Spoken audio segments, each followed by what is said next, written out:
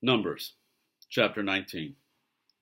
The Lord said to Moses and Aaron, "This is a requirement of the law that the Lord has commanded. Tell the Israelites to bring you a red heifer without defect or blemish, and that has never been under a yoke.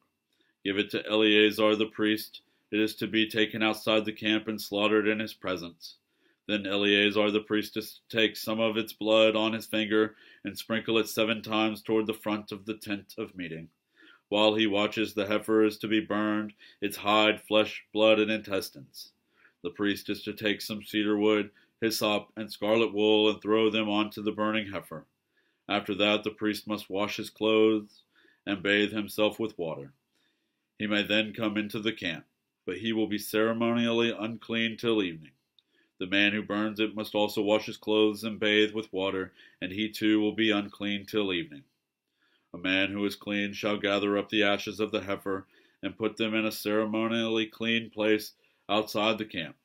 They are to be kept by the Israelite community for use in the water of cleansing. It is for purification from sin. The man who gathers up the ashes of the heifer must also wash his clothes, and he too will be unclean till evening. This will be a lasting ordinance both for the Israelites and for the foreigners residing among them. Whoever touches a human corpse will be unclean for 7 days. They must purify themselves with the water on the 3rd day, and on the 7th day, then they will be clean. But if they do not purify themselves on the 3rd and 7th days, they will not be clean. If they fail to purify themselves after touching a human corpse, they defile the Lord's tabernacle. They must be cut off from Israel, because the water of cleansing has not been sprinkled on them. They are unclean. Their uncleanness remains on them.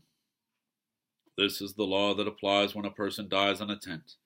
Anyone who enters the tent and anyone who is in it will be unclean for 7 days, and every open container without a lid fastened on it will be unclean. Anyone out in the open who touches someone who has been killed with a sword, or someone who has died a natural death, or anyone who touches a human bone or a grave will be unclean for 7 days. For the unclean person, put some ashes from the burned purification offering into a jar and pour fresh water over them. Then a man who is ceremonially clean is to take some hyssop, dip it in the water, and sprinkle the tent and all the furnishings and the people who were there. They must also sprinkle anyone who has touched a human bone or a grave, or anyone who has been killed, or anyone who has died a natural death. The man who is clean is to sprinkle those who are unclean on the 3rd and 7th days, and on the 7th day he is to purify them. Those who are being cleansed must wash their clothes and bathe with water, and that evening they will be clean. But if those who are unclean do not purify themselves, they must be cut off from the community, because they have defiled the sanctuary of the Lord.